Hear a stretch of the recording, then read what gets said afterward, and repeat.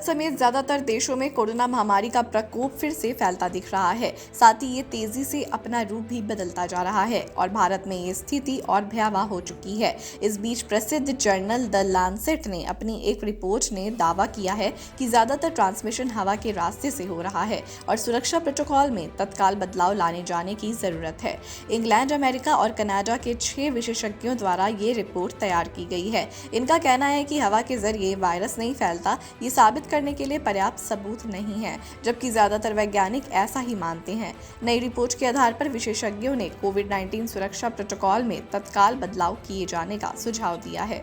विश्व प्रसिद्ध medical journal the Lancet ने अपनी नई रिपोर्ट में दावा किया है कि ये वायरस हवा के रास्ते फैल रहा है और इसके लिए जर्नल के 10 कारण भी बताए हैं। पहला, वायरस के सुपर स्प्रेडिंग इवेंट तेजी से SARS-CoV-2 वायरस को आगे ले जाता है। वास्तव में ये महामारी के शुरुआती वाहक हो सकते हैं। ऐसे ट्रांसमिशन का बूंदों के बजाय हवा के जरिए होना ज्यादा आसान है। दूसरा, क्वारंटीन होटलों में एक दूसरे से सटे कमरों में रह रहे लोगों के बीच ये ट्रांसमिशन देखा गया, जबकि ये लोग एक दूसरे के कमरे में नहीं गए।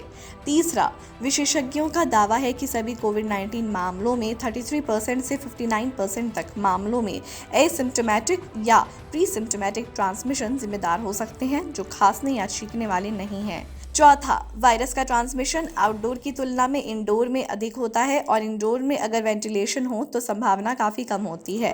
पांचवा, नोज़ोकोमियल संक्रमण को उन स्थानों पर भी पाया गया जहां हेल्थ केयर प्रोफेशनल्स ने पीपीई किट का उपयोग किया था। पीपीई किट को कॉन्टैक्ट और ड्रॉपलेट से सुरक्षित बनाया गया है, लेकिन हवा के रास्ते से बचने के लिए कोई तरीका नहीं होता।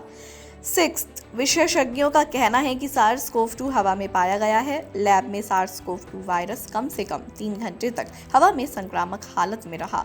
कोरोना के मरीजों के कमरों और कार में हवा के सैंपल में वायरस मिला। 7वां, SARS-CoV-2 वायरस कोरोना मरीजों वाले अस्पतालों के एयर फिल्टर्स और बिल्डिंग डक्ट्स में मिले हैं। यहाँ केवल हवा के जरिए ही यहाँ पहुँच सकते हैं। 8वां, विशेषज्ञों ने पाया कि संक्रमित पिंजरों में बंद जानवरों में भी वायरस के लक्षण मिले और ये एयर डक्ट के जरिए हुआ। 9वां, विशेषज्ञों का ये भी कहना है कि हवा में वायरस नहीं फैलता, इसे साबित करने के लिए पर्याप्त सबूत नहीं है। 10वां, उनका अंतिम तर्क था कि दूसरे तरीकों से वायरस फैलने के कम सबूत हैं, जैसा कि रेस्पिरेटरी ड्रॉपलेट या फोमाइट। विशेषज्ञों का नया दावा अगर सिद्ध और स्वीकार कर लिया जाता है तो दुनिया भर में कोरोना के खिलाफ जंग की रणनीति पर भारी असर पड़ सकता है। इससे लोगों को अपने घरों के अंदर भी मास्क पहनना पड़ सकता है और शायद हर समय। कोरोना वायरस और वैक्सीन से जुड़ी ऐसी तमाम खबरों को पाने के लिए बने रहें हमारे चैनल के साथ।